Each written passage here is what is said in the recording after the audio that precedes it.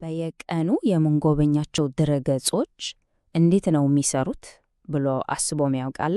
ከውጭ ስናየው ያው ውብ ነው፣ ማራኪ ነው። ከጀርባው ግን በጣም የተወሳሰበ ነገር ያለ ይመስላል። ግን እኮ የሚገርመው የነገሩ ሁሉ መሰረት ሁለት መሰረታዊ ቋንቋዎች ብቻ መሆናቸው ነው። እሺ እንግዲህ እስኪ አብረን ወደ ጉዳዩ እንዝለቅ።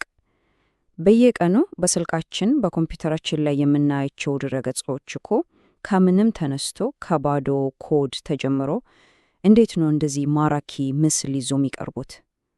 እስኪ ይህን ጉዞ አብረን እንየው። ያው ጆን ዳኬት የሚባል ሰው ምን አለ መሰላችሁ? እስራ ቦታ ላይ ሰዎች ኮምፒውተሬ ላይ ኮድ ሲያዩ በጣም የተወሳሰበ ነገር ነው የሚመስላቸው፣ ግን እውነቱ ለመማር ያን ያህል ከባድ አይደለም ይላል። እና ልክ ነው።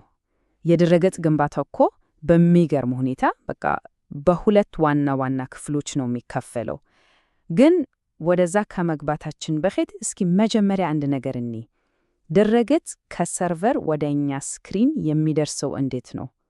እዛ ጋ ነው ሁሉም ነገር የሚጀምረው። አዎ፣ የድረገጽ ፈጣን ጉዞ ከሰርቨር ወደ ስክሪን። አንድን የድረገጽ አድራሻ ብራውዘራችን ላይ ታይፕ ስናደርግ በቅጽበት ከየትም ይሁን ከየት መረጃው እንዴት ነው ወደኛ የሚደርሰው? እሺ፣ ሂደቱ በጣም ቀላል ነው በእውነቱ። መጀመሪያ ብራውዘራችን የፈለገውን አድራሻ ይጠይቃል። ከዛ ዲኤንኤስ የሚባል ነገር አለ። ልክ እንደ ኢንተርኔት የስልክ ማውጫ አስቡት። የዛን ድረገጽ ትክክለኛ መገኛ አይፒ አድራሻ ያገኝላታል።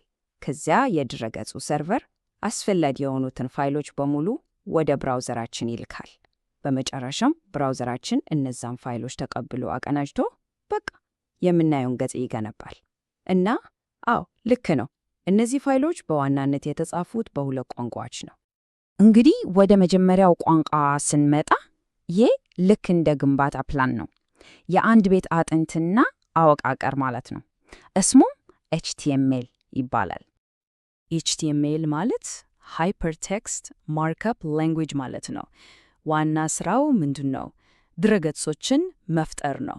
ይህን የሚያደርገው ደግሞ ታግ በሚባሉ ነገሮች ነው። በቃ ልክ እንደ መለያ መስጠት ነው። እያንዳንዱን የድረገጹን ክፍል ይሄ ርዕስ ነው፣ ይሄ ደግሞ አንቀጽ ነው፣ ይሄ ምስል ነው እያለ ስያሜ በመስጠት አወቃቀሩን ይዘረጋል። አሁን በኤችቲኤምኤል ብቻ የተሰራ ገጽ ብናይ አወቃቀሩ ሙሉ በሙሉ አለ፣ ግን በምስል ሲታይ በጣም ሜዳ ነው። ምንም አይነት ቅጥ የለውም። ይዘቱ በሙሉ እዛው አለ፣ ግን ምንም አይነት ቀለም፣ ምንም አይነት ዲዛይን፣ ምንም አይነት ውበት የለውም። ቅድም እንዳልነው ልክ እንደተገነባ ግን ቀለም እንዳልተቀባ ቤት ማለት ነው። እዚህ ጋር የኤችቲኤምኤልን ቀላልነት ግን ደግሞ ያለውን ኃይል በደንብ ማየት እንችላለን። እያንዳንዱ ታግ ግልጽ የሆነ ዓላማ አለው። ለምሳሌ H1 ብለን ስንጽፍ ይሄ ዋና ርዕስ ነው ያለን ነው። ፒ ደግሞ ይሄ አንቀጽ ነው ለማለት ነው። እና ይሄኛው ኤ የሚባለው ታግ ይሄ በጣም ወሳኝ ነው። ድረገጾችን እርስ በርስ የሚያያይዘውን ሊንክ ይፈጥራል። ኢንተርኔትን መረብ ወይም ዌብ ያደረገው እኮ ይሄ ነው።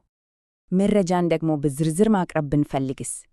ለምሳሌ የምግብ አሰራር ግብዓቶች ወይም መመሪያዎች፣ እዛም ላይ ኤችቲኤምኤል በጣም ቀላል ያደርገዋል። ዩኤል የሚለውን ታግ ስንጠቀም በነጥብ የተቀመጡ ዝርዝሮችን ይሰጠናል። ኦኤል የሚለውን ስንጠቀም ደግሞ በቁጥር የተቀመጡ ቀደም ተከተላቸውን የጠበቁ ዝርዝሮችን ይፈጥርልናል። ስለዚህ ዋናው ቁም ነገር ምንድን ነው? ኤችቲኤምኤል የገጹን አጥንት ነው የሚያቀርበው። በቃ መሰረታዊ እና ምንም ያልተዋበ አወቃቀሩን ይዘረጋልናል። የድረገጹን የግንባታ ፕላን በማቅረብ ይዘቱን በሙሉ ያደራጃል ማለት ነው። ግን ይሄ ብቻውን በቂ ነው? በፍጹም አይደለም። እና እዚህ ጋር ነው እንግዲህ ሁለተኛው ቋንቋ ሲኤስኤስ ወደ ጨዋታው የሚገባው። ሲኤስኤስ ደግሞ ልክ እንደ ቤት ዲዛይነር ነው። ያንን አጥንት የሆነውን ፕላን ወስዶ ውብና ማራኪ ገጽታ ይሰጠዋል። ሲኤስኤስ ወይም ካስኬዲንግ ስታይል ሺትስ ማለት ነው። እና ምን ያደርጋል? ያው ኤችቲኤምኤል የዘረጋውን አወቃቀር ወስዶ ሕይወት ይዘራበታል። የገጹን ቀለም ይወስናል፣ የፊደሎቹ መጠንና አይነት ይቆጣጠራል፣ የእንዳንዱ ነገር ገጹ ላይ የት ጋ ይቀመጥ የሚለውን ሁሉ በመቆጣጠር በቃ ውበትን ይጨምራል። ስለዚህ የሁለቱ ግንኙነት አሁን በጣም ግልጽ ሆነ ማለት ነው። HTML ምን የሚለውን ጥያቄ ነው የሚመልሰው። ይህ ምንድን ነው? ይህ ርዕስ ነው። ይሄ ዝርዝር ነው። CSS ደግሞ እንዴት የሚለውን ነው የሚመልሰው። እንዴት ነው የሚመስለው?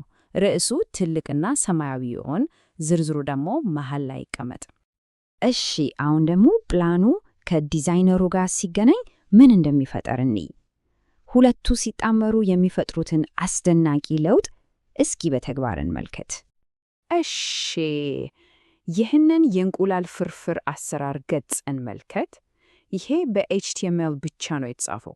ርዕሱ አለ፣ ግብአቶቹ ተዘርዝረዋል፣ አሰራሩም በቅደም ተከተል ተቀምጧል። በቃ ሁሉም አስፈላጊ መረጃ እዚህ ጋር አለ። ግን እንደምናየው ምንም ዲዛይን የለውም። አሁን ደግሞ ዋው ተመልከቱ! ያው HTML ላይ ትንሽ የCSS ኮድ ሲጨመርበት የሚመጣውን ለውጥ በቅጽበት ገጹን እንዴት ማራኪ ሆነ! ለማንበብ ቀላል፣ በደንብ የተደራጀ በቃ ሌላ ገጽ ነው የሆነው። እና እዚህ ጋር ያለው ዋናው ቁም ነገር ይሄ ነው። ከመሰረቱ ያለው የHTML ፕላን አንድ አይነት ነው፣ ምንም አልተለወጠም። የተጨመረውና የተቀየረው ዲዛይኑ ብቻ ነው። ማለትም ገጽታውን የሚቆጣጠረው የCSS ሕግ ብቻ። እሺ፣ ታዲያ ይሄ ለምን አስፈለገ? አወቃቀሩን ከቅጡ ለምን እንለያቸዋለን? ለምን ሁለቱንም በአንድ ላይ አንሰራም? በጣም ጥሩ ጥያቄ ነው። ያው ይህንን የምናደርግበት በጣም ወሳኝ ምክንያቶች አሉ። አንደኛ ቅልጥፍና። እስኪ ያስቡት፣ አንድ የCSS ፋይል ላይ ትንሽ ለውጥ በማድረግ ብቻ ሺህ ገጾች ያሉት ድረገጽ ገጽታውን በሙሉ በአንድ ጊዜ መቀየር ይቻላል። ይሄ በጣም ኃይለኛ ነው። ሁለተኛ ተለዋዋጭነት። ይሄ ማለት ደግሞ ያው የHTML ፋይል ለሞባይል ስልክ ሲሆን በተለየ መልክ እንዲታይ፣ ለትልቅ ኮምፒውተር ደግሞ በሌላ መልክ እንዲታይ ማድረግ ይቻላል። ሶስተኛ እና ይሄ በጣም አስፈላጊ ነው፣ ተደራሽነት ይባላል። ማየት ለተሳናቸው ሰዎች የሚረዱ ቴክኖሎጂዎች የገጹን አወቃቀር በቀላሉ እንዲረዱትና እንዲጠቀሙበት ያደርጋል። እናም ይህን እውቀት መያዝ ለፕሮግራመሮች ብቻ አይደለም የሚጠቅመው፣ ከድረገጽ ጋር ለሚሰራ ማንኛውም ሰው ይጠቅማል።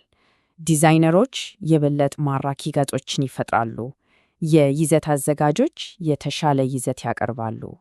ገበያተኞችም መልእክታቸውን በብቃት ያስተላልፋሉ። በቃ ድረገጽ እንዴት ለሚሰራ መሰረታዊ ግንዛቤ መያዝ ስራን በጣም ያቀላል። በቃ ድረገጽ የሚባለው ነገር በሙሉ የተገነባው በዚህ ቀላል በሚመስል ግን በጣም ኃይለኛ በሆነ የግንባታ ፕላን እና የዲዛይን መለያየት ላይ ነው። ስለዚህ በሚቀጥለው ጊዜ አንድ ድረገጽ ሲጎበኙ ከሚያዩት ውብ ገጽታ ጀርባ ያለውን ይህንን የአወቃቀር እና የቀጥ ጥምረት ለማስታወስ ሞክሩ። ምናልባት ከዛሬ በኋላ ድረገጾችን የምናይበት አይን ትንሽ ሊቀየር ይችላል።